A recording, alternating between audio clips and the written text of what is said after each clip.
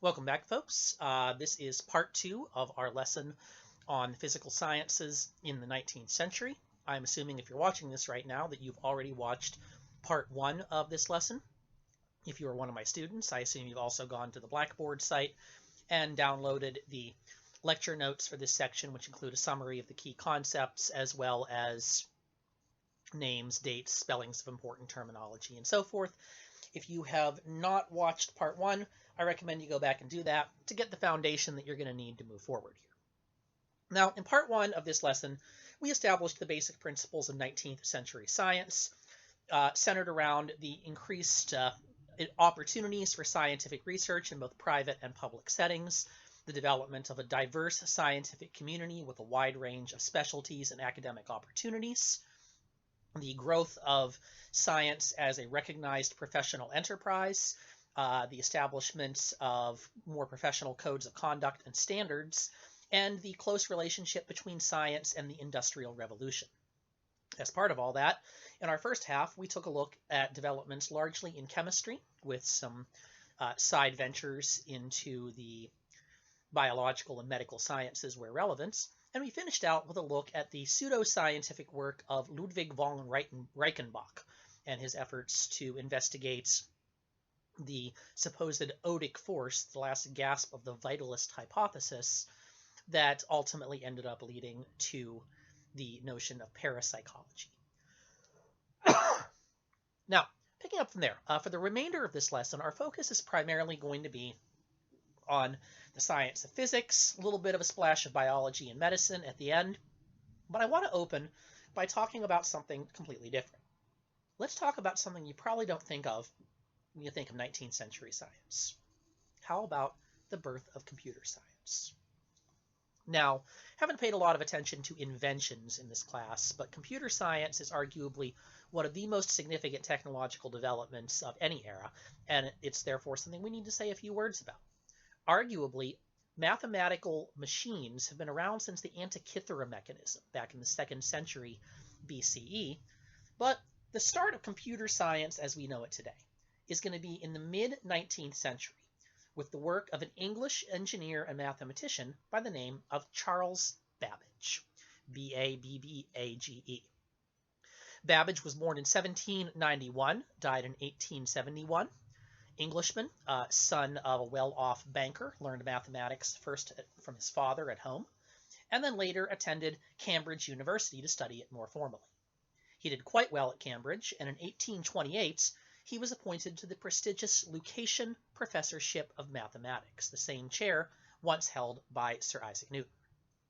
Now, Babbage was chiefly interested in finding mechanical methods of doing mathematical work.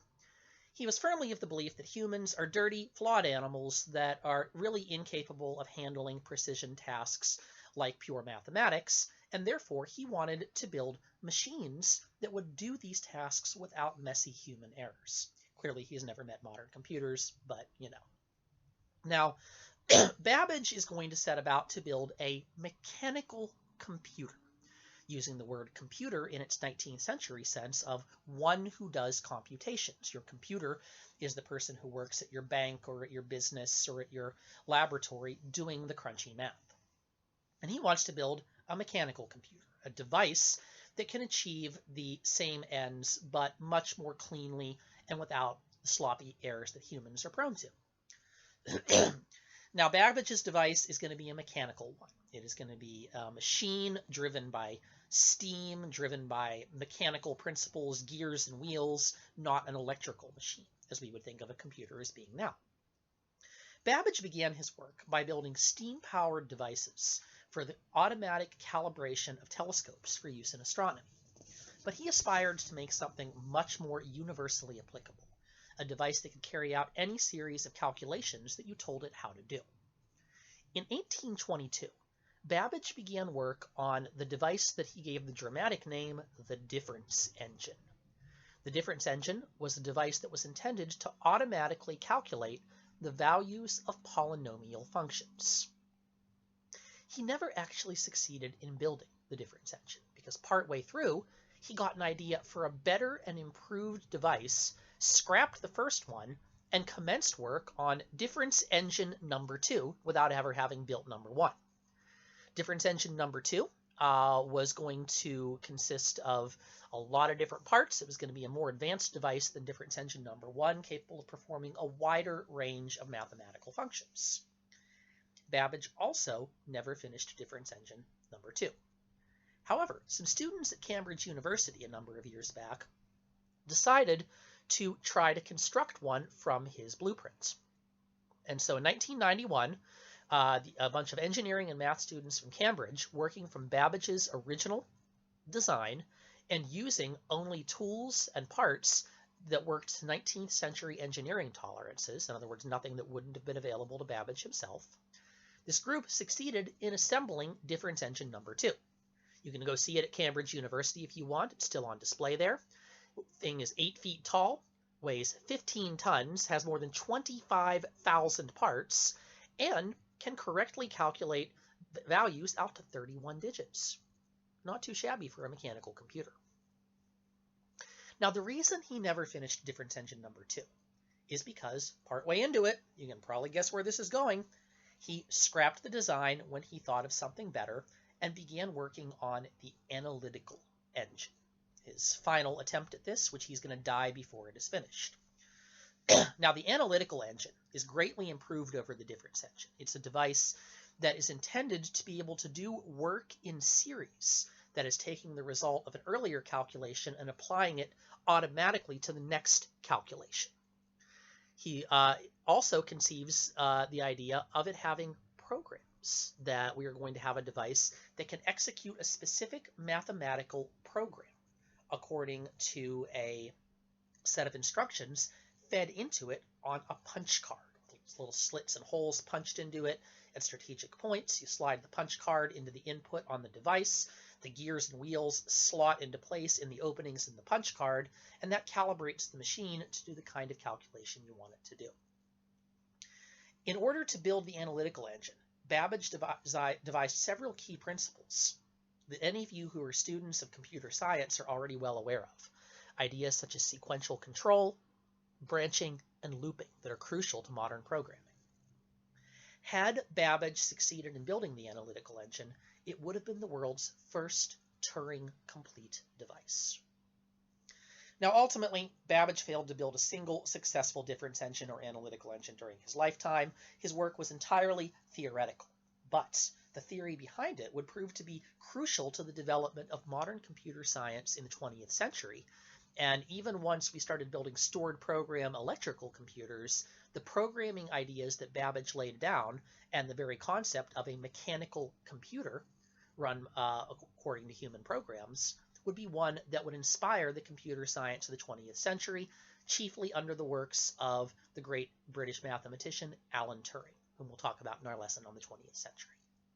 Now, a little postscript to the life of Babbage. We can't tell his story without talking about one of his rather extraordinary associates, a young female mathematician by the name of Ada Lovelace, A-D-A, Lovelace, L-O-V-E-L-A-C-E. Lovelace was born in 1815, died in 1852. She has the interesting background of being the only legitimate child of the great English poet Lord Byron, who sired a lot of children in his life, but she was the only one born out of his actual marriage. Now, before she was even born, Byron, in a fit of romantic melancholia, decided it would be a deeply romantic thing for him as a poet to die as a soldier. So he went off to a life as a mercenary and ended up dying on the battlefield, not incidentally of combat injury, but of syphilis. Now, his unfortunate wife, who was well aware of his philandering ways, his libertine sexuality, and his quixotic romantic notions, decided that she was going to raise her daughter to be everything he was not. Now, if you're a 19th century well-off girl, you're supposed to be educated in things like poetry and literature. And her mother said, nope, Ada is going to learn materialist science and natural philosophy and mathematics. So the young Ada Lovelace was tutored not in poems and literature, but in math and science. And although she never held an academic posting of her own, being a woman in the 19th century, she couldn't, she did become well known in the small circle of mathematical geniuses around Europe for the brilliance of her computational mind. She corresponded with a lot of mathematicians, was greatly admired for her talents, and uh, teamed up with Babbage. The two of them worked together on mathematical concepts necessary for both difference engine number 2 and the analytical engine. It was actually Lovelace who conceived the idea of a stored program on a punch card. And she actually wrote a program to be used in the analytical engine, a punch card program that would allow the machine to execute the Bernoulli sequence in mathematics. Lovelace died fairly young of tuberculosis, but her memory lives on. She's been adopted by modern computer programmers as sort of the unofficial patron saint of computer programming. Her birthday, December 10th, is Ada Lovelace Day in her honor.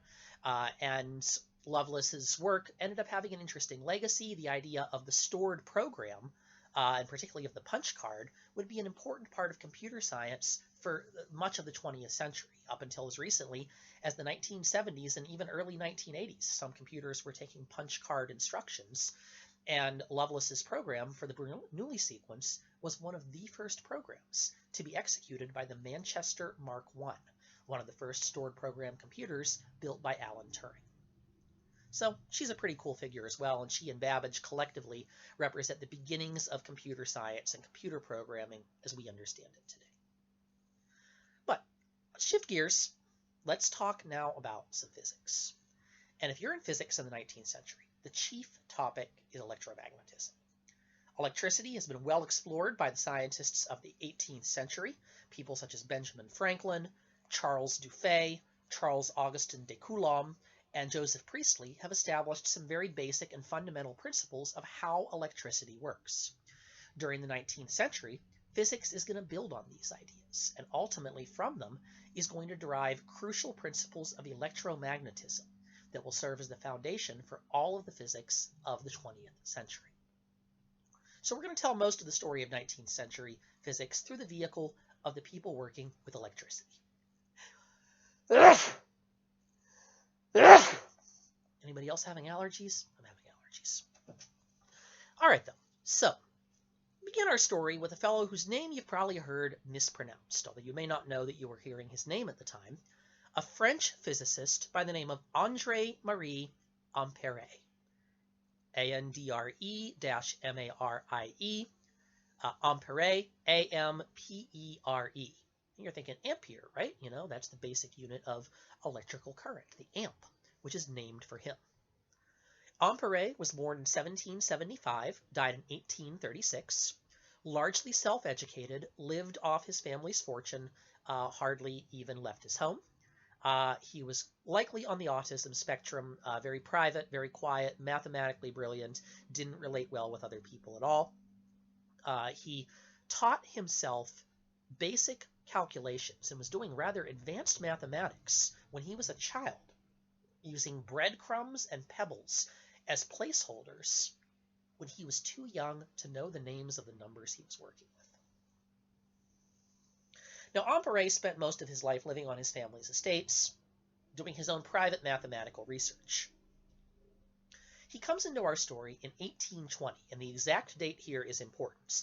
On September 11th of 1820, Ampère gets word of a contest being offered by the French Academy of Sciences.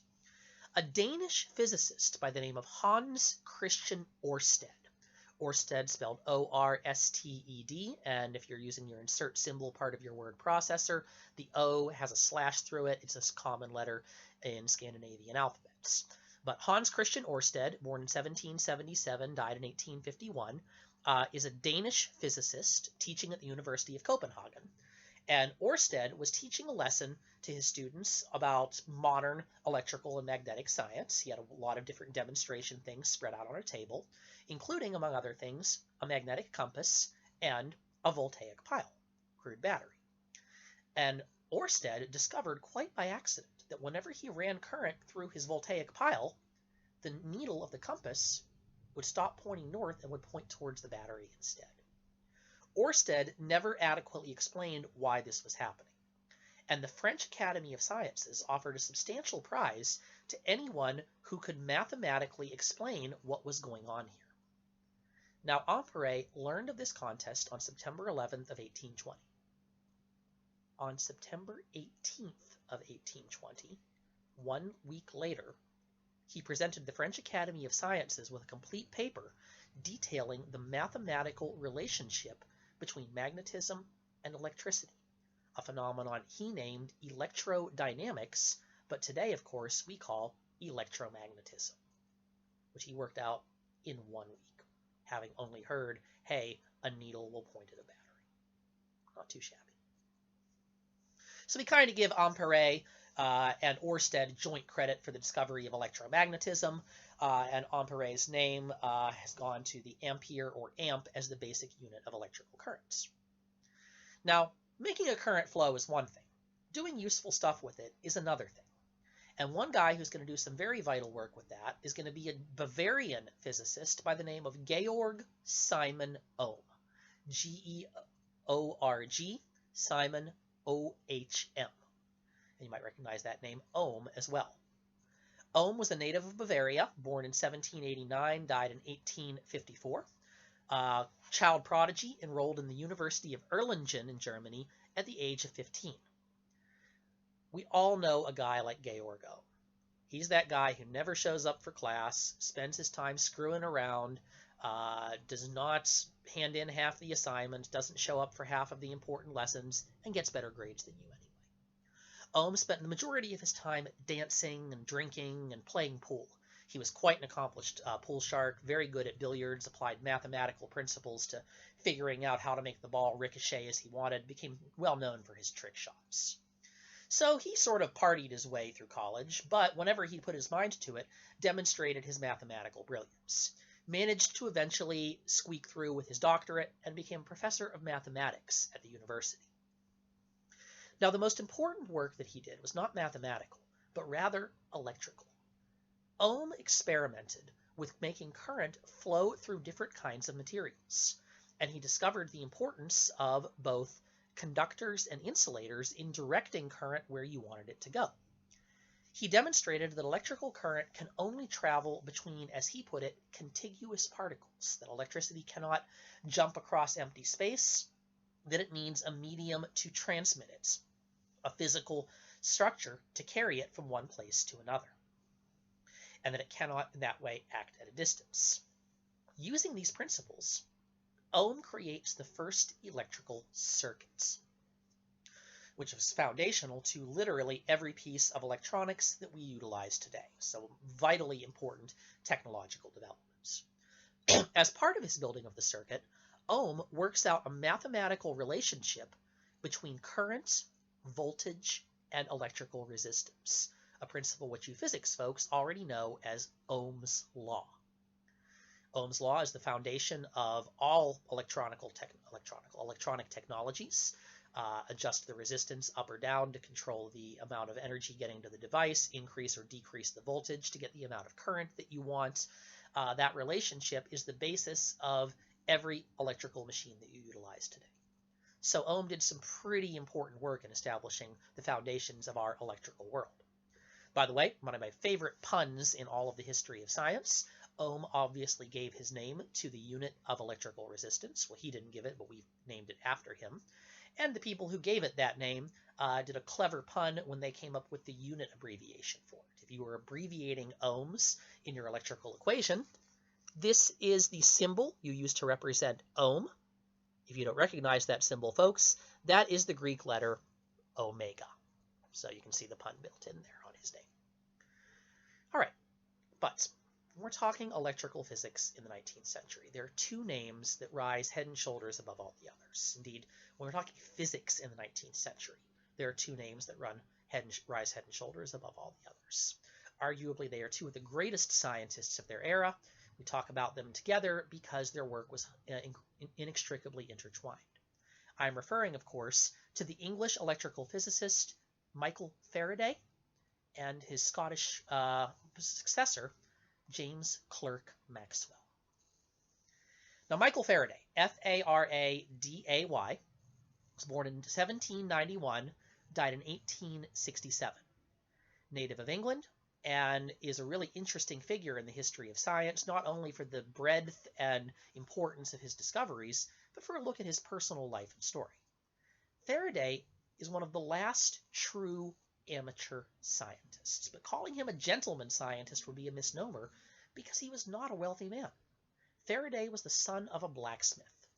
His father aspired for him to do better and apprenticed him to a bookbinder. Faraday was largely self-educated by reading books that came through the shop and became voraciously interested in science and technology. Now, he was living in London doing his bookbinding apprenticeship, and he began attending lectures at the Royal Institute given by Sir Humphrey Davy, whom we talked about in the first part of this lesson. Faraday idolized Davy, and he took meticulous notes on his lectures. He eventually gathered up a collection of those lecture notes, bound them together into a 300-page manuscript, and sent it to Davy as a gift in thanks for all that he had taught him. Davy, who you might have gathered from our previous discussion, liked having his ego stroked, was impressed by this, and said, "Hey, you seem like a clever guy who's got a foundation in basic sciences. You want to come be my secretary?" So Faraday became the secretary to his great idol, Sir Humphrey Davy, and within a short time was serving as his laboratory assistant, appointed to that position officially in 1812. Over the next decade, Faraday and Davy did a lot of different kinds of research together. And as Davy became more and more obsessed with fame and fortune, more and more of that work was actually being conducted by Faraday. But together, the two men devised several new alloys of steel for industrial application. They invented new types of optical glass, created an early form of the Bunsen burner, were the first people to liquefy gases, and added a considerable body of knowledge to our basic corpus of electricity. A lot of basic terms that you use in electrical science today, cathode, anode, electrode, and the term ion, were all first coined or popularized by Davy and Faraday. The term ion, we can't really credit them with. It was coined by the English physicist William Whewell, W-H-E-W-E-L-L, but Davy and Faraday popularized its use. Now, electricity, more than anything else, was what Faraday was going to excel with. Davy had been experimenting with trying to build electrically driven devices for some time, but he was never able to make them go. Well, in 1821, Faraday succeeds in applying Ørsted's electromagnetism, utilizing the principles laid out the previous year by Ampere, to build a simple electromagnetic rotary motor. Faraday was quite impressed with his own accomplishment. Davy was furious. Davy was very upset that his young protege was doing better than him at a thing he had tried and failed to construct several times. He accused Faraday of plagiarism, and for the next several years kept him occupied with a range of busy work, specifically to stifle his future research and prevent him from making any more discoveries that would leap ahead of Davy himself. Unfortunately for Davy, and fortunately for Faraday, this state of affairs did not last long, because as you know, Davy began getting sicker and sicker as his life went on throughout the 1820s as a consequence of his self-experimentation. In 1825, Faraday assumed complete control of their laboratory and took over Davy's post at the RI when he died in 1829. Faraday remained at the Royal Institute as a researcher and lecturer for the rest of his life. In the absence of Davy being there to accuse him of plagiarism and hold him back, Faraday was free to pursue whatever kinds of experiments that he wished without inspiring Davy's jealousy. And most of those were electrical. In 1831, Faraday performed a famous experiment in which he wound two separate coils of wire around an iron ring and then passed an electrical charge through one of them. He found that when he did that, the other coil would momentarily gain its own charge and magnetic field, a principle which Faraday named mutual induction. Now he's thinking, okay, I can use an electrical current running through an iron ring to make a magnetic field. Magnetic field that exists as long as that current is running. Can I do it the other way around? And so Faraday, working from his basic principle of what we now call Faraday's law, the connection between magnetism and electricity, builds an improved motor. This one involves taking a magnet and setting it up so that it revolves around a coil of copper wire, negative and positive poles alternating back and forth. As long as the magnet is revolving around that wire, the magnetic field, in fact, does work the other way around. It induces an electrical current. As long as that magnet is in motion, an electrical current will flow from the device. This is a great improvement over the chemical methods of generating electricity that were utilized by the voltaic pile and Alessandro Volta and his work. Furthermore, the current can be run the opposite way by reversing the rotation of the magnets. Faraday named his device the dynamo, D-Y-N-A-M-O. You, of course, know it today as the first electrical generator. It could be reasonably argued that the dynamo or generator was the single most important technological development of the 19th century. It is the foundation of the entire global electrical infrastructure to this day. Every generator in the world, whether it is powered by water, wind, coal, nuclear energy, or whatever, ultimately is generating electricity using Faraday's basic principle, revolving a magnet around wire or metal to induce an electrical current from the moving magnetic field, what we call alternating current now, although that term is going to be devised by Nikola Tesla in the late 19th century. We'll talk about him next week. So Faraday has devised this machine that can generate steady electrical currents. The dynamo is going to be the foundation of a new age of electricity, in which people are going to be able to have electricity going into their homes, powering devices like lamps and electrical stoves, and a whole range of new kinds of scientific research is going to be possible, as well as a tremendous range of inventions. Now, Faraday doesn't invent a lot of those things. He continues his research on magnetism and electricity. In 1845, he discovers diamagnetism, which we often call the Faraday effect, and demonstrates that magnetic fields can influence a beam of light, a very important discovery that he himself will never fully work out the importance of, but Maxwell will. He also discovers that when he's researching static electricity, a charge on the outside of a container has no effect on any object inside of it, enabling the construction of what today we call a Faraday cage, a way of isolating something from electricity and radiation in its surrounding environments. Towards the end of his career, Faraday began realizing that it might very well be possible for electromagnetic fields to reach into empty space around a charged object, and that electromagnetic forces might in fact be able to cross a void. A vitally important idea for all the physics that comes later. Although Faraday died before he could work out what was going on exactly there, Maxwell's going to pick up that torch.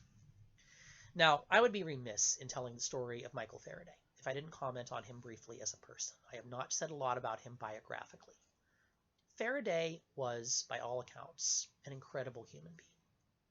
Kindly, generous, loving, loved children, good to everyone, could have been an immensely rich man on the basis of his discoveries, but donated virtually all of his money to charitable causes beyond that which he needed for basic self-support.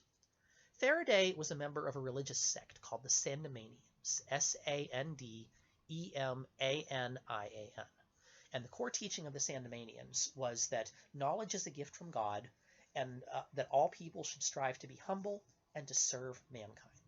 And Faraday lived this to the hilt. He firmly believed that his scientific work was not for his own glory, not for his own fame, but rather to do good things for the benefit of all mankind. And to that end, Faraday turned down numerous honors in his career. He was twice offered the presidency of the Royal Society of London, turned it down both times. He did accept a fellowship in the Royal Society of London. When Davy was president, he actually leveraged his influence to block Faraday from becoming a member, but the Royal admitted him after Davy's death. He rejected a knighthood from Queen Victoria.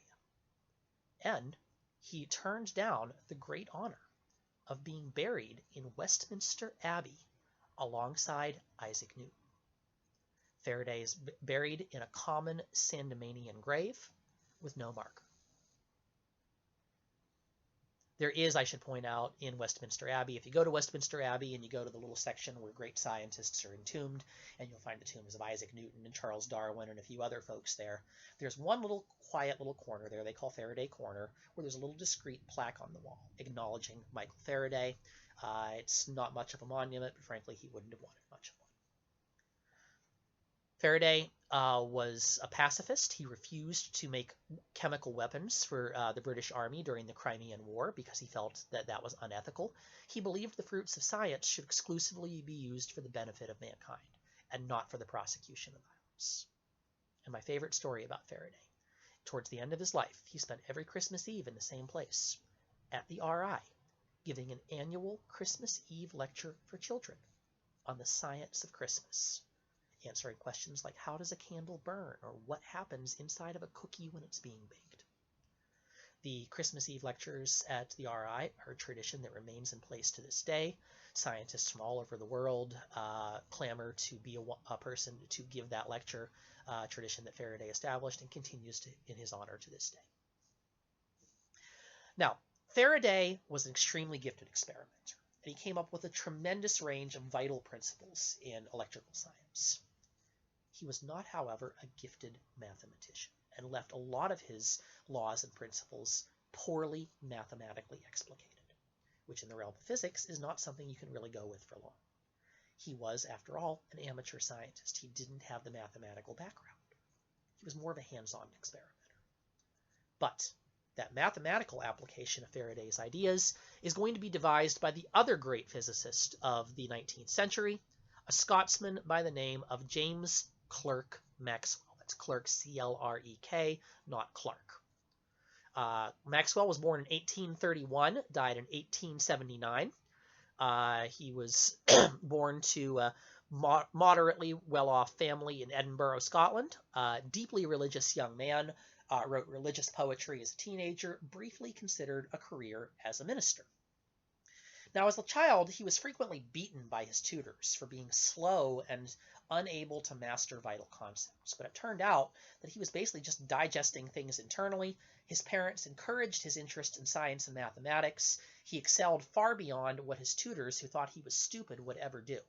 And before he had even entered college, he had independently rediscovered the 5 Platonic solids before he even formally studied geometry. Maxwell ultimately enrolled in Cambridge University, studied mathematics there, came in second in his class, and ultimately became a professor of mathematics at King's College in London in 1860. Now, Maxwell was interested in a wide range of topics. He made a study of color blindness, inspired by the writings of Dalton. In 1859, using an improved telescope, he proved that the rings of Saturn are not, in fact, one solid band, but rather that they're made of discrete chunks of material floating in a ring-like pattern.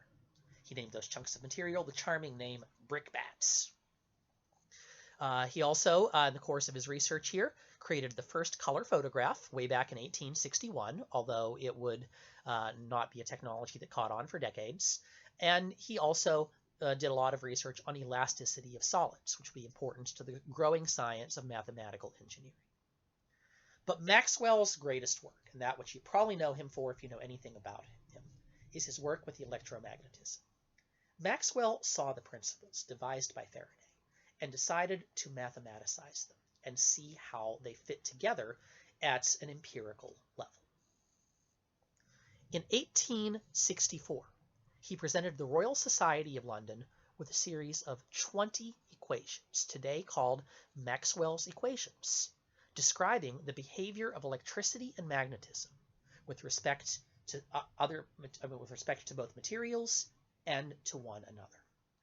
Maxwell's equations provide the most detailed explanation to date that anyone has put forward of the relationship between electrical force and magnetic fields. He demonstrates that an electromagnetic wave basically consists of 2 separate waves, an electrical wave and a magnetic wave traveling perpendicular to one another in the same direction. the waveforms propagating one another such that the magnetic field is carrying the electrical signal. He demonstrated that all electromagnetic phenomena follow this same basic law, differing from one another in wavelength and frequency. And he also further realized, quite importantly, that light is an electromagnetic phenomenon, something that Faraday's research had suggested, but Maxwell mathematically proves. Furthermore, his research demonstrates a couple of very important things. One, that all electromagnetic radiation in all forms travels at the same speed, the speed of light. All electromagnetic waves travel at the speed of light.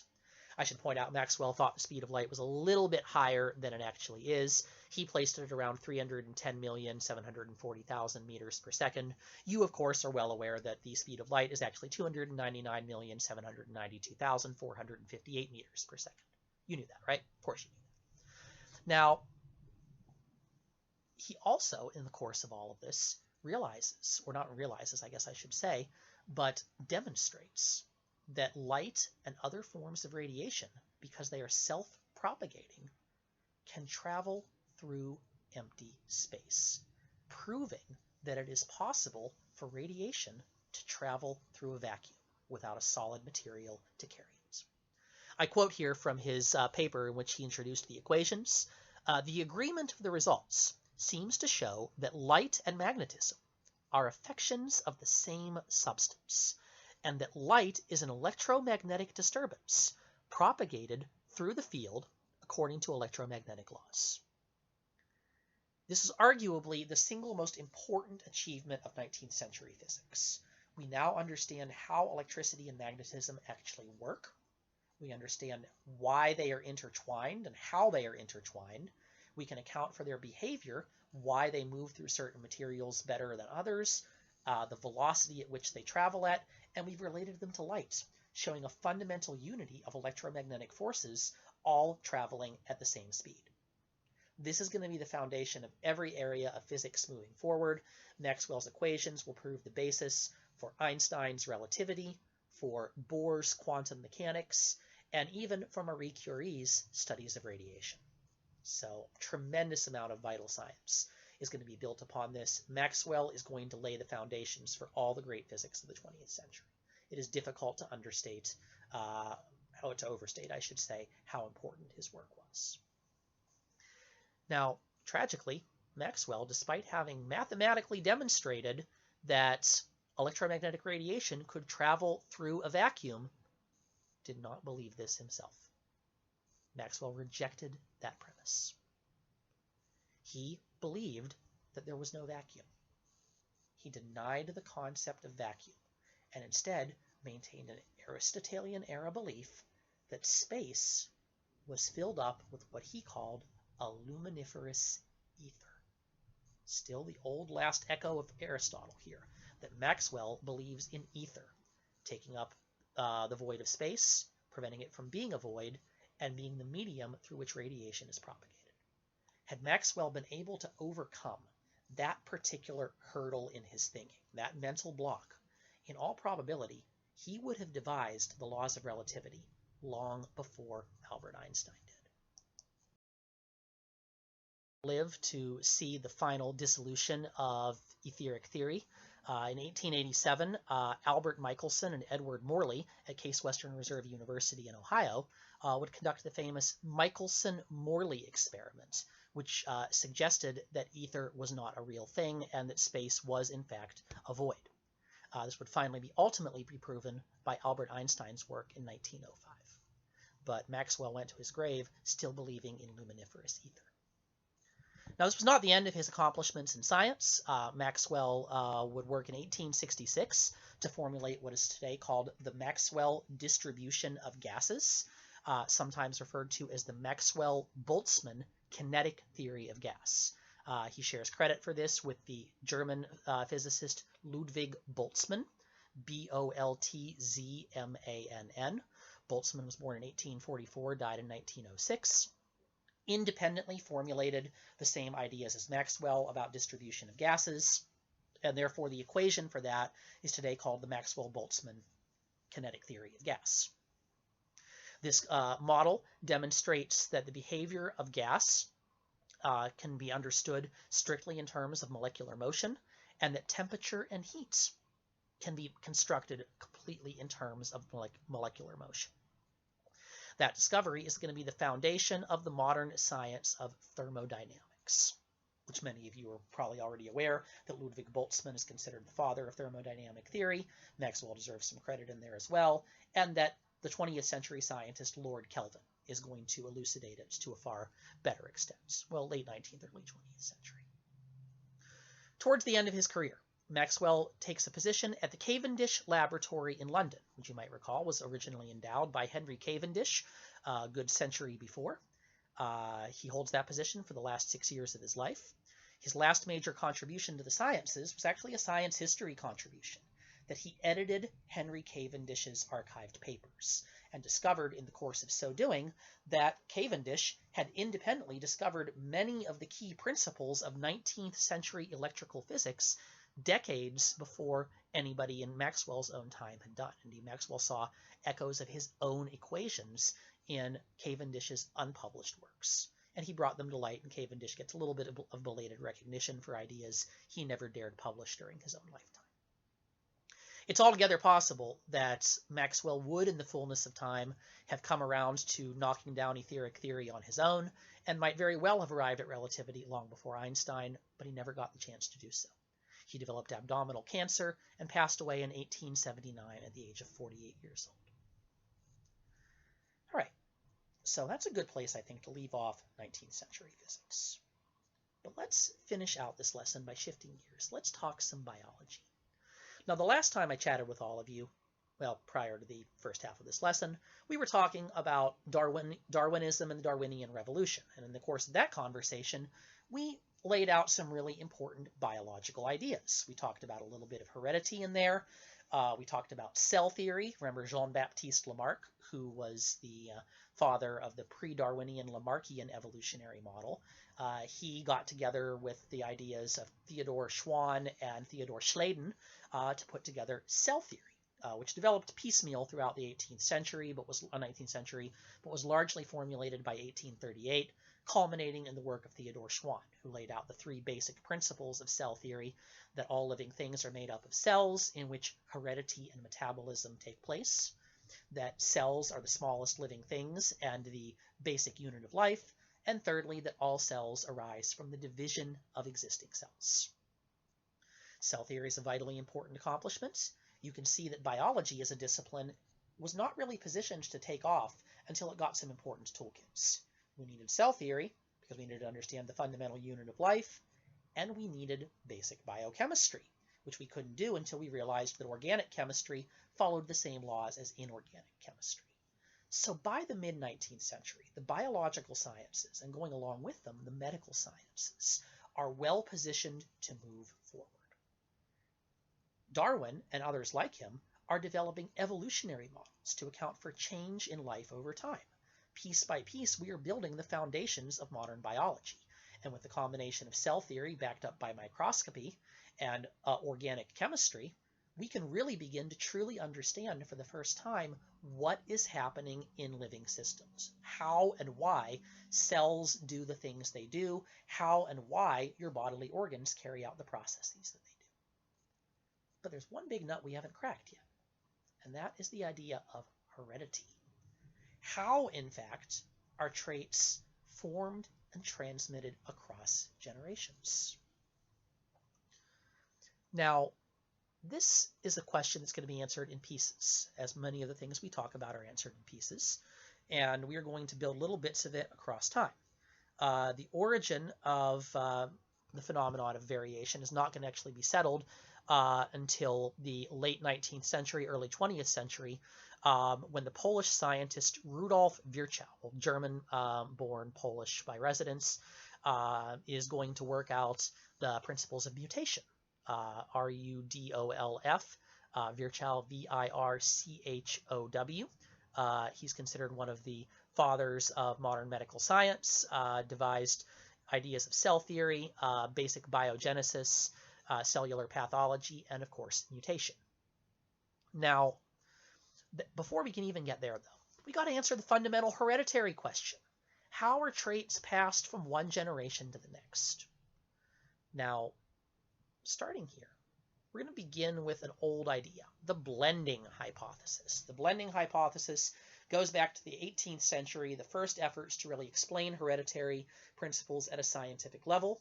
A German scientist by the name of Joseph Kohlrunter, Koelrunter, is going to do work with plants, and he is going to advocate the blending hypothesis, which suggests that the traits of the parents blend together to form the traits of the offspring. Sounds pretty good, right? I mean, you'd say, all right, yeah, sure, I can look at this. I got my dad's nose and my mom's eyes. I can see where they blended to make me. Except blending can't explain why two brown-eyed parents would have a blue-eyed child. Blending can't account for how tall kids come from short parents. Blending cannot explain when traits skip a generation. So clearly something wasn't working right here. Of course, Jean-Baptiste Lamarck is going to propose a hereditary model of his own based on the inheritance of acquired traits and the principle of use and disuse, linking both heredity and evolution in his singular model. We talked about that model with our Darwinian revolution lesson last week. We're eventually going to have some other competing hereditary models coming up because Lamarck's use and disuse model is going to be quite conclusively overturned throughout the 19th century by several people. Darwin is going to propose his own hereditary system that he calls pangenesis, Pangenesis. The idea behind pangenesis is that every part of your body produces tiny particles that Darwin called gemmules, Gemmules, which pass through the bloodstream, collect in the gonads, and then are passed on to the offspring, teaching it how to build all the parts of the body, with each part providing its own instructions, if you will. Pangenesis, however, was overturned shortly after it was proposed by Darwin's own cousin, Francis Galton, Galton, who does a famous experiment in which he injects white rabbits with blood from black rabbits in an effort to transmit the gemmules to them and cause them to have black offspring, which they do not do. So we're still flailing for a hereditary model, and most of the things that are being proposed are sticking to the idea of blending. But that's not accounting for everything we're seeing. This is finally going to be resolved by a scientist that I'm sure all of you have heard of if you've taken any basic biology classes, an Austrian botanist and Catholic priest by the name of Gregor Mendel, Mendel. Mendel was born in 1822, died in 1884, native of what is today Austria, part of the Austro-Hungarian Empire at that time. He was actually born in what is now the Czech Republic. He was German-speaking by ethnicity, ethnically German. He was taught gardening and beekeeping by his father as a boy, thought about being a horticulturalist. Now, he was born Johann Mendel. That was his name at birth. But his family could not afford to send him to college. He really wanted to go to school to learn math and science. So, to get his education paid for, Johann enrolled in the Augustinian order, a Catholic order of priests and monks. He became an Augustinian monk. When he was ordained, he took on the ordination name Gregor rather than his birth name of Johann. He did this because the Augustinian order highly prizes education and therefore would pay for him to go to college.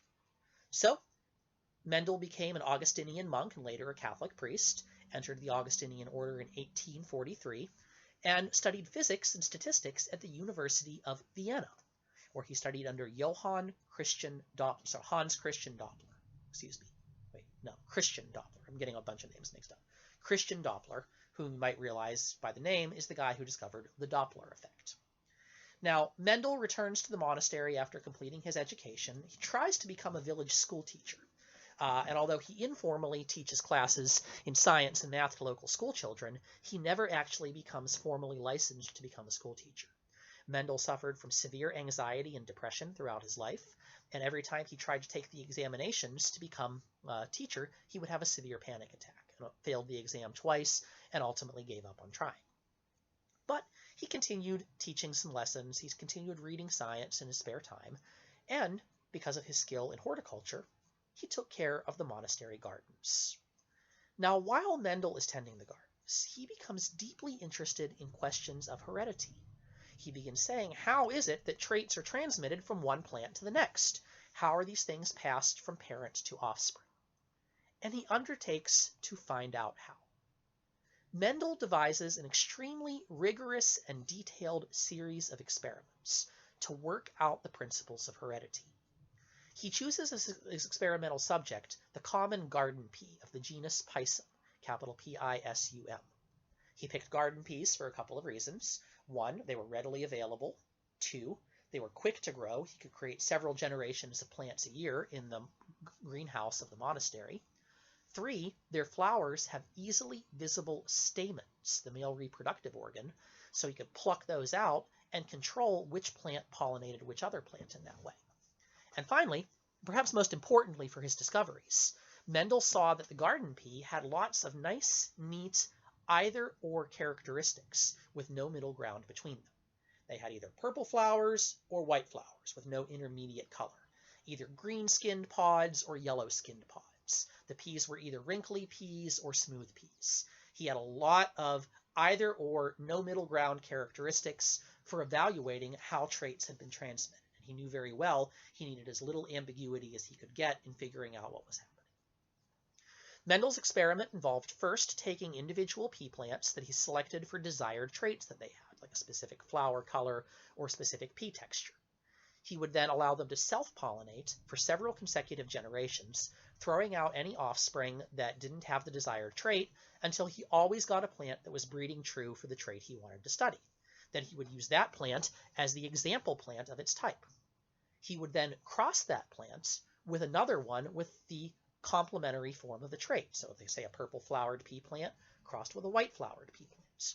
And then he would track how many of the offspring exhibited which traits for several consecutive generations of self-pollination. Mendel's experiment was extremely involved. It took him 7 years to carry out, from 1856 to 1863, and by the time he was done, involved more than 29,000 individual plants. His background in statistics proved invaluable for tracking his results. The ultimate outcome of this experimental process is that Mendel arrived at several basic principles of hereditary science, for which reason he is sometimes called the father of genetics. Mendel discovered the idea of dominant versus recessive genes, made the distinction between phenotype, that is visible traits, and genotype, the traits stored in the genetics of the organism. Worked out the difference between homozygous and heterozygous organisms, and along with that, the very important principle in biology that both parents make an equal genetic contribution to the offspring. He worked out some basic ideas involved in codominance and incomplete dominance, and the biological principle of segregation. Mendel's two famous laws, of course, are the law of segregation and the law of independent assortment, explaining the transmission of hereditary phenomena. Mendel did not create the Punnett square. That was devised by later scientist John Punnett, but he did work out similar models for tracking the transmission of traits from one organism to the next and calculating the probability that a given trait will be passed on. Mendel's results are extremely mathematically rigorous. Indeed, some folks who have studied his journals have suggested his results are too good, and that he may have massaged the numbers to make it fit the model that seems to be emerging. But the simple fact of the matter is that his basic principles were absolutely correct. Mendel had arrived at a clear understanding of basic hereditary principles. Now, there were things he didn't know. He didn't know what the basic vehicle for heredity was. He referred to factors being passed from parent to offspring. Today, of course, we call his factors genes. He had no inkling about chromosomes, so he didn't know anything about maternal and paternal DNA or recombination or any of that. And of course, he didn't know about DNA at all. DNA was actually discovered during his lifetime by a Swiss hospital physician named Friedrich Miescher, but the purpose of DNA and the function of it was not discovered until well into the 20th century. And indeed, for most of the 19th century, it was thought that DNA was a sort of scaffolding molecule to support and protect the all-important proteins inside of chromosomes, which were for a long time believed to be the hereditary molecules. Today we know it's the other way around. The histone protein in the chromosome acts as a packaging protein to store the DNA.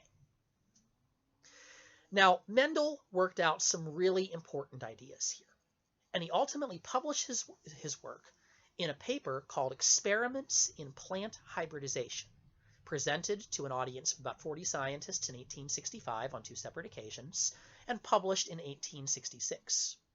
Mendel chose as his vehicle for publication a journal called the Proceedings of the Natural History Society of Brunn, B-R-U-N-N, the small city located near the monastery, which is, I must say, kind of the equivalent to putting your Nobel Prize-winning thesis in the newsletter of the local gardening club. And it didn't serve Mendel well. The 40-odd scientists who heard him present his ideas live didn't really understand his results, and as such, didn't do much with them. Most academic institutions that archived journals filed Mendel's paper, if they got the Proceedings of the Natural History Society of Brunn at all, which most of them didn't, but the ones that did tended to file Mendel's paper either under plant hybridization or under agriculture, which meant that people interested in heredity and genetics most of the time didn't see it. And the Proceedings of the Natural History Society of Brunn did not have a lot of circulation, further reducing the pool of people who saw Mendel's research. As you heard last time, Darwin, who was grasping for a hereditary theory that worked, ironically was sent a copy of Mendel's paper by a German colleague, put it on the shelf in his library, never got around to reading it, literally spent his last years working within arm's reach of the theoretical model that would have filled in the biggest gap in his own evolutionary theories, and by extension would have made Mendel famous much sooner. Mendel, incidentally, rejected Darwinism outright. He wouldn't have thought of sending his own paper to Darwin. He adhered to a strict creationist view.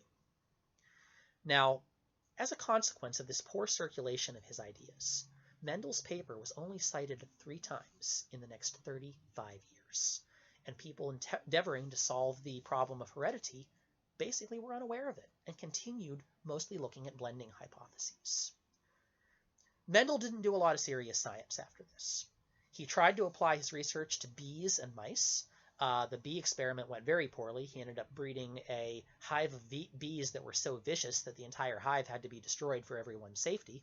He tried to apply his ideas to mice to see how well they worked in animals, only to be told by the bishop that oversaw the monastery that it was inappropriate for a Catholic priest to be doing animal breeding experiments, and therefore the experiment was shut down.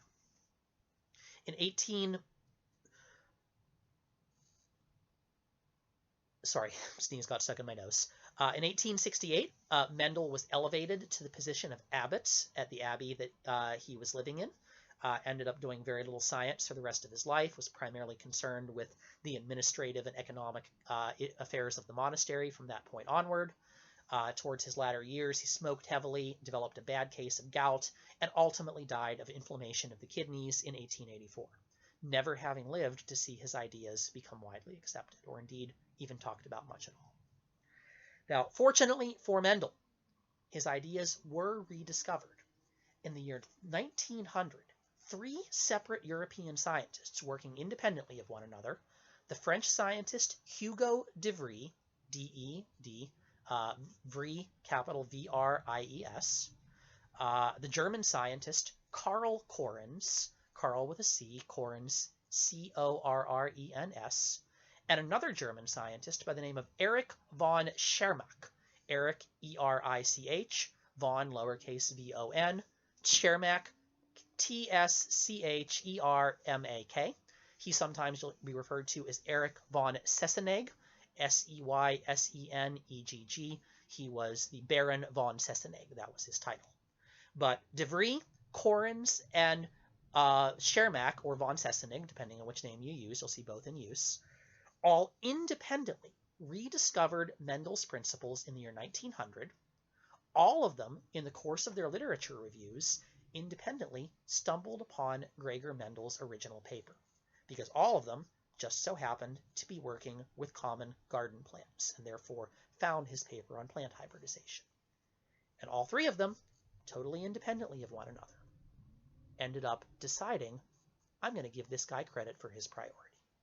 So all of them published their findings, acknowledged Gregor Mendel as the first person to discover this idea, and cited their own research as evidence that Mendelian genetics worked. So Gregor Mendel is at last rehabilitated and given the scientific recognition that was long overdue to him. His ideas take a little while to catch on. Throughout the 19-teens and 1920s, there's a lot of argument about both Mendelian genetics and Darwinian evolution. A lot of this is finally settled with the work of the American geneticist Thomas Hunt Morgan, who in the course of his famous fruit fly experiments demonstrates not only that Mendel's genetics work quite well, but also further develops ideas of codominance and incomplete dominance that Mendel only touched upon. Morgan's ideas are then incorporated into the work of Ronald Fisher, who by 1918 is synthesizing the concept of Darwinian evolution backed up with Mendelian inheritance to form the collective biological model known today as the modern synthesis, combining Darwin's and Mendel's ideas for one comprehensive look at how new traits appear and are transmitted across generations. One of the foundational ideas of all modern biology. So that's Mendel. But to leave this all behind, to kind of tie off our lesson today, let's take a look at a topic that's on everybody's minds right now, some disease transmission. A lot of us right now are quite hopeful for the technology of vaccination in our efforts to deal with the novel coronavirus that is causing me to be giving this lesson from my guest room as we speak.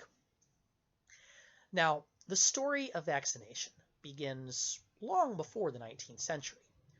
As far back as the medieval Islamic era, it was known that exposure to some smallpox scabs might provide partial protection against the disease. This was discovered independently by both Muslim and Chinese scientists. Now, smallpox is a disease you no longer have to worry about. Smallpox was the first virus to be eradicated from the earth by human vaccination campaigns. It was eliminated in 1976. So smallpox is not a disease you need to worry about anymore. But at one time, smallpox was the scourge of humanity. You think that the coronavirus is bad, you think the Black Death is bad. Smallpox has been called by some historians the single largest cause of human death in history. Historically, about 60% of everyone living in the 19th century got smallpox, and about 10% of them died. It was the far and away most common cause of death in Western society. Now, as far back again as the Middle Ages, both Chinese and Islamic scholars had discovered that if you took the scabs from a smallpox patient, crunched them up into a powder, and blew them with a tube into the nostrils of an uninfected individual, that person would develop a mild case of smallpox most of the time. Sometimes they'd get a severe case. This technique did result in death on occasion. But if they got a mild case of smallpox, they would survive it and thereafter be immune to the disease. This technique was known as variolation, V-A-R-I-O-L-A-T-I-O-N. It was first introduced to Europe by Lady Mary Wortley Montagu, who you might have heard of in literature class. She was a famous essayist and journalist who was the wife of the English ambassador to Turkey in the 1600s. Learned about variolation while she was there, had her children variolated, and brought the technology back to England. So throughout the 1700s, England is using variolation as a technique of trying to provide resistance against smallpox. Now, variolation is risky. A significant percentage of people who get variolation, or get variolated, I should say, do develop a mild case of smallpox, and some of them end up dying. It is not a completely flawless or safe technology. But it demonstrates that there seems to be a reason to think that we can induce immunity to a disease.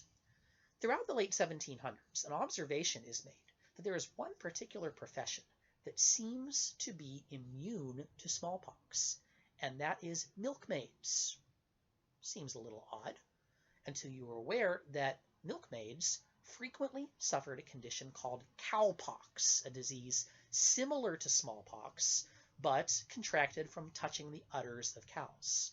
Cowpox would create blisters on the hands, similar in appearance to those of smallpox, but considerably less dangerous. Very few people ever got seriously sick from cowpox, much less died from it. But it was noted that milkmaids who had had cowpox did not thereafter develop smallpox. And so by the 1770s, a number of people are beginning to think about the idea of, can we somehow use cowpox to develop a way of protecting against smallpox? So we bring onto the scene an Englishman, and this is going a little bit back past the 19th century, but I think it's worth setting the foundation, by the name of Edward Jenner.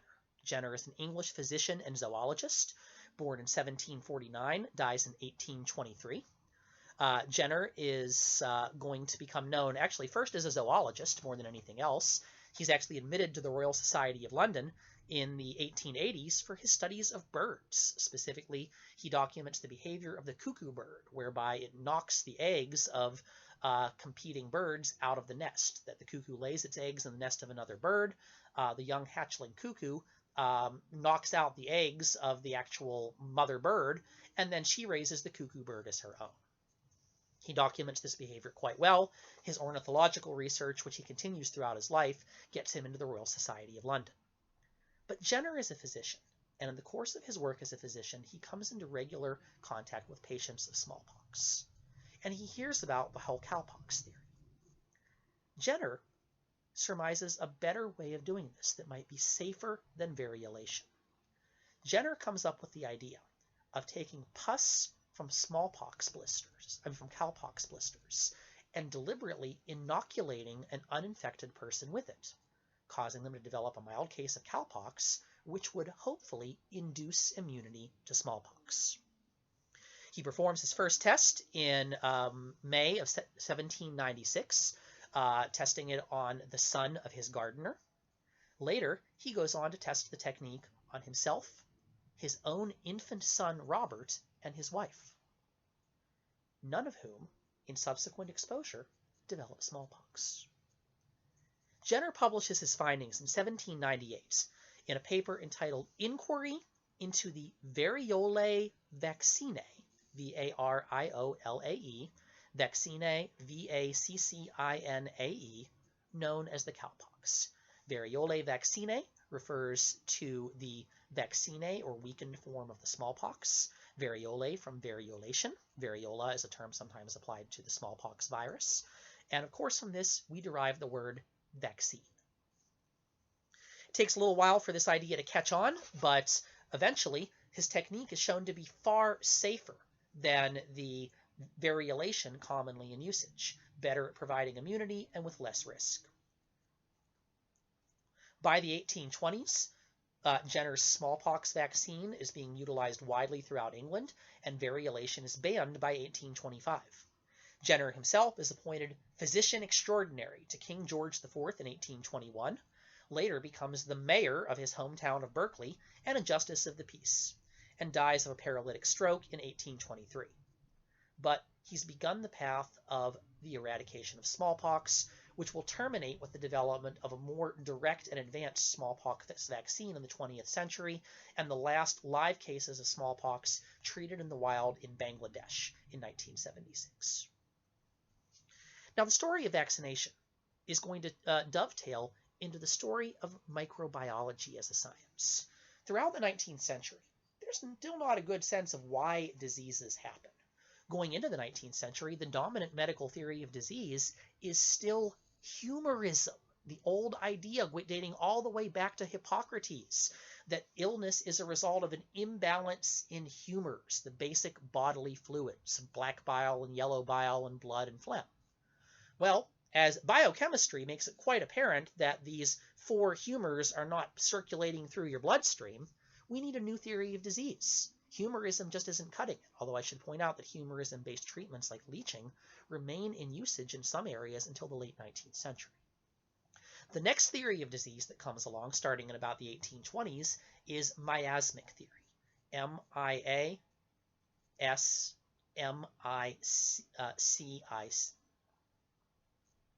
What's miasmic? M-I-A-S-M-I-C.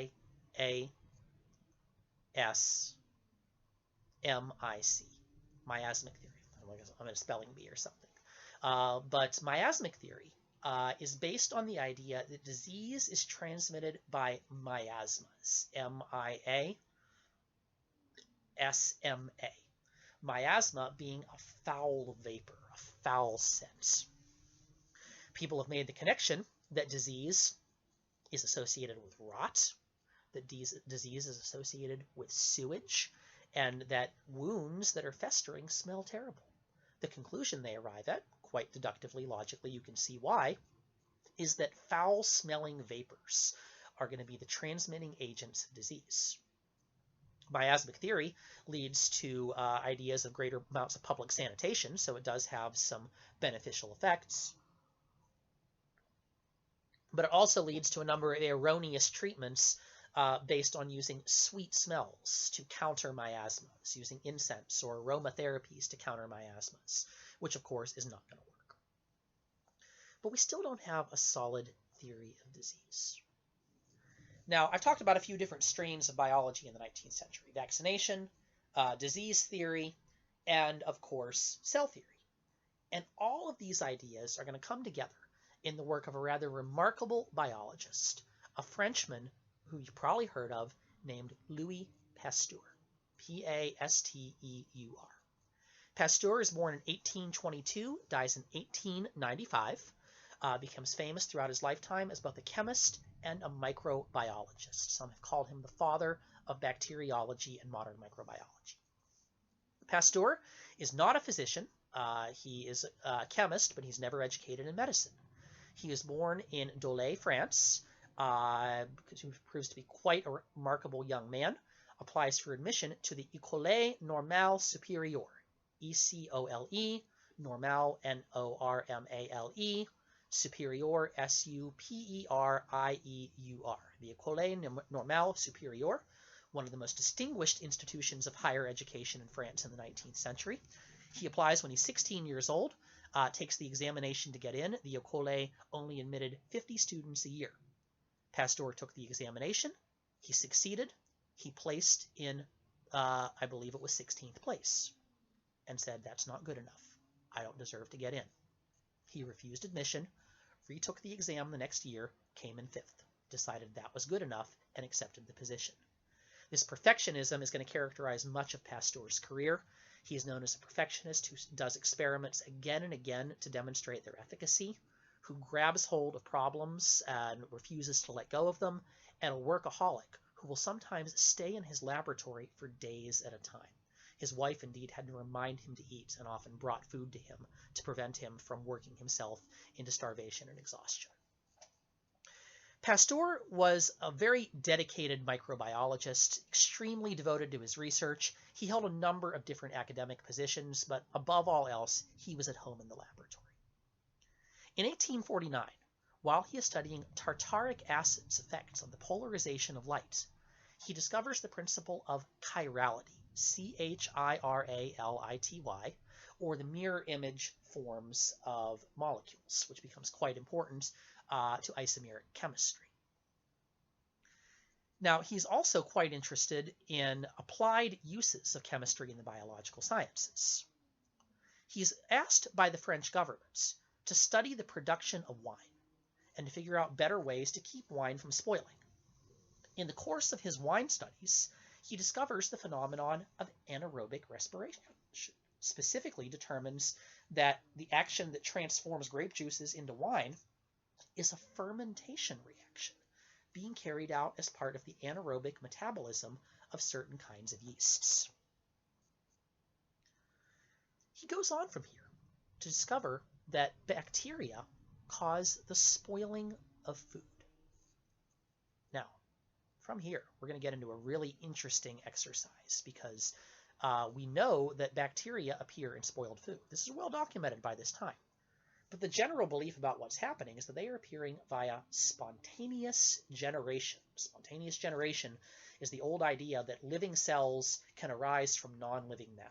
It was thought, for example, that earthworms arose from within soil, or that if you had a large enough pile of grain in one place, that mice would spontaneously appear within it. This was an idea that we actually held for quite some time, and it was believed as late as the mid-19th century that bacteria were formed spontaneously as a byproduct of decay, that as food or meat or whatever rotted and broke down, bacteria would form within it. Pasteur did a series of experiments to show whether in fact this was happening or not. He did an exercise in which he took a flask of beef broth, heated it up to just hot enough to kill all the bacteria within it. This flask had a swan neck, like a curved U-shaped neck like the neck of a swan, and that meant that once he had killed the bacteria within it, no new particles could get in from the outside. And as long as he let that heat-treated flask of broth sit in that flask, it didn't spoil. No new bacteria formed within it. But once he broke the neck off the flask and bacteria could get in from outside, the broth immediately began to spoil. Pasteur, in this way, demonstrated that bacteria were the agents of decay, not a byproduct of decay. Along with this, he did did three things simultaneously. One, demonstrating the bacterial origin of decay. Two, demonstrating that spontaneous generation didn't work, that you still had to get cells from other cells.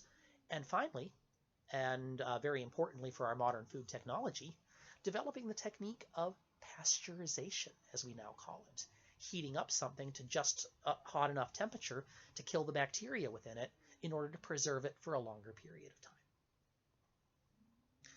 Now, Pasteur's research got him interested further in bacteria, and he suggested that not only were bacteria the source of decay, but in point of fact, they were the source of infection. And he proposed the idea that infectious disease was transmitted by bacteria, a principle that came to be known as germ theory. Pasteur experimented with this further and found that he could indeed isolate bacteria from cultures that would seem to transmit sickness to experimental animals. Pasteur's notion of germ theory is going to be elaborated upon by other scientists. An English surgeon by the name of Joseph Lister, L-I-S-T-E-R, born in 1827, dies in 1912. We just missed his birthday, April 5th. Lister, working from Pasteur's ideas, begins promoting hygiene in medicine and surgery, conceives the idea of sterilizing surgical tools before operation, and endeavoring to sterilize both wounds and surgical theaters by the use of carbolic acid. Listerine is named for him. It's the first use of antiseptics to make for cleaner wounds and cleaner surgeries. And these are antiseptics that kill bacteria. Ultimately, germ theory, as we finally call it, is going to be a combination of the works of Louis Pasteur and of a German colleague of his, a scientist by the name of Robert Koch. Koch was born in 1843, died in 1910, and Koch in 1884 is going to propose a series of 4 principles known as Koch's postulates to build a germ theory on the basis of Pasteur's ideas. Koch's postulates state first that a microorganism must be found in abundance in all organisms suffering from that disease to be considered the source of that disease, but that it is largely absent from healthy organisms. 2, that the microorganism must be able to be isolated from a diseased organism and grown in culture. 3, that the cultured microorganism should cause the same disease when introduced to a healthy organism. And 4, that the microorganism must be re-isolated from the inoculated organism that's diseased and identified as being identical to the original specific disease-causing agents. Koch's postulates provide a test by which we can evaluate the bacterial origin of disease. And he and Pasteur, collectively, their ideas give rise to germ theory, G-E-R-M, the prevailing medical model to the present day, that bacteria are one of the primary agents of infectious diseases. Obviously, this is before we knew about viruses. This is before we knew about prion diseases and some other things. But germ theory is a revolution in medicine. I don't think I need to elaborate on why germ theory is so important, that this is a principle that is going to show us the source of infection.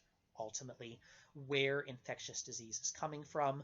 It's going to show us the need for sterilization, the importance of hand washing, the importance of public sanitation, and ultimately ways of keeping wounds clean and sterile to prevent the very common deaths from infection that happen as a result of septic wounds, injuries, and, of course, infectious diseases.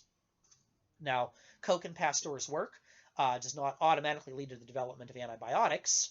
That's not going to come until the 1930s with the work of a fellow you've probably heard of named Alexander Fleming. But ultimately, Pasteur and Koch are going to lay the foundations of the germ theory, which will ultimately displace both humorism and miasmic theory as the primary origin of pathology. Ironically enough, Koch and Pasteur did not get along, and this was not their faults. The two men had corresponded earlier in their careers, but then a paper of Pasteur's was read at a conference that Koch was attending that Pasteur couldn't be at. That Pasteur's paper was poorly translated from French to German, and the poor translation transformed a compliment that Pasteur was playing to Koch into an insult, making it sound like he was disparaging Koch's works and intelligence. Koch was infuriated by this, never spoke to Pasteur again. The rift between the two men was never healed. But the last story I wanted to tell about Pasteur. His career has already been quite illustrious. He's discovered anaerobic respiration and fermentation. He's developed pasteurization. He's disproven spontaneous generation. And he's developed the foundations of germ theory in medicine. All of this, any of those alone would get him a worthy mention in a class like this. But let's talk about, finally, the thing that brought us up to this discussion in the first place. Pasteur ends up having an interesting situation arise. In 1885, he is brought a 9-year-old boy by the name of Joseph Meister, M-E-I-S-T-E-R. Meister has been bitten by a rabid dog. Now, in those days, rabies was a death sentence. There was nothing you could do about it. And the boy's parents had been told by the physician to prepare for his death. In desperation, they went to Pasteur. Pasteur, by this time, has become a renowned researcher. He is the head of the Pasteur Institutes, where he's doing advanced laboratory research all the time, along with a lot of other scientists. And so the parents bring the boy to Pasteur, and they say, Dr. Pasteur, you are a brilliant man. You are one of the great scientists of our age. You have done so much for medicine and disease. Please save our boy. Now, Pasteur, I should point out, was not a physician. He was not an MD. He was not licensed to practice medicine. Much of his contribution had been in the medical sciences, but he himself was not a doctor. He was not qualified to be a doctor, and he knew that.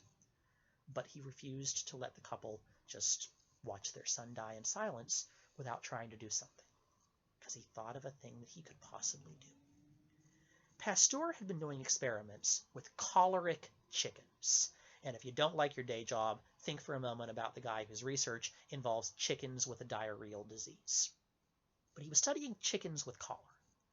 He discovered that if he took a sample of cholera bacteria, attenuated it, reducing it in strength, making it much weaker, and injected or inoculated chickens with this weakened or attenuated cholera, they would develop a mild case of cholera, which they would survive, and thereafter become immune to the disease.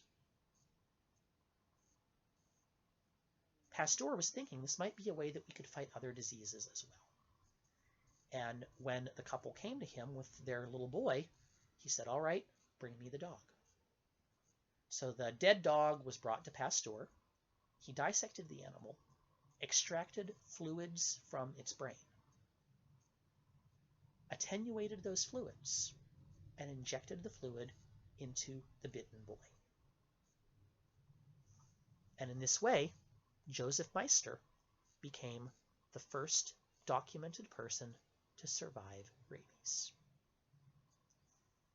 Pasteur named his weakened disease a vaccine, derived from the old term vaccine from Jenner's writings. And his technique would revolutionize the medical field with a whole new science of vaccination, exposing patients to an attenuated or killed sample of a pathogen so that their bodies could develop immunity without having to suffer the disease along the way. Pasteur's vaccination technology is the basis of almost every vaccine used today. Most of the attempts at developing coronavirus vaccine are following that same basic model.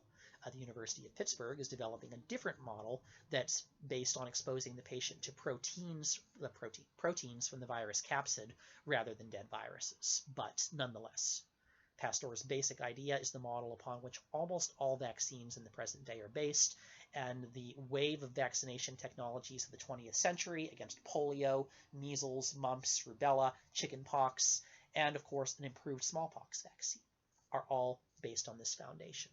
And Pasteur's work gave us the only really effective preventative antiviral technology that we have to date.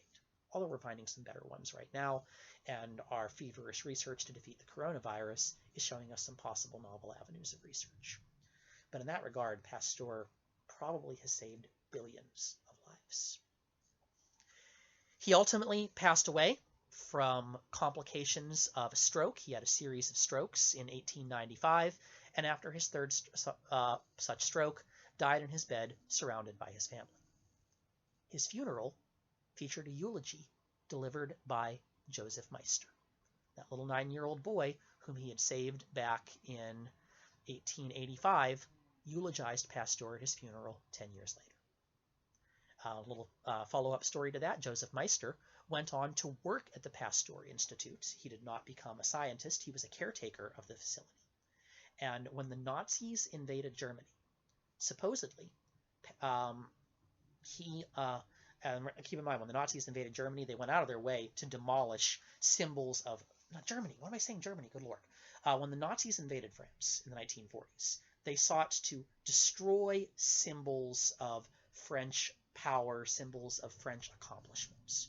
A lot of people don't know this, but one of the chief reasons that the French surrendered to the Nazis was because it was either that or the threat of the destruction of the art collections and literature collections archived in the Louvre in Paris. And the French felt that cultural preservation was worth the sacrifice of their own government. When the Nazis came to the Pasteur Institute, Meister believed that they were there to desecrate the tomb of Louis Pasteur, who was buried on the grounds. And supposedly, he committed suicide rather than tell the Nazis where Pasteur was buried. All right, so that, I think, is a good point to leave off our study of 19th century science. We've seen a lot of incredible things have gone on in medicine, in biology, in physics, in chemistry, even in the realm of computer science. We haven't even gotten into some fields like astronomy. But we have to tie off somewhere. So we are, at this point, nearly finished with my lessons for this course. So next week, we're going to talk about science in the 20th century. Hope you've all enjoyed. Wish you all a good night.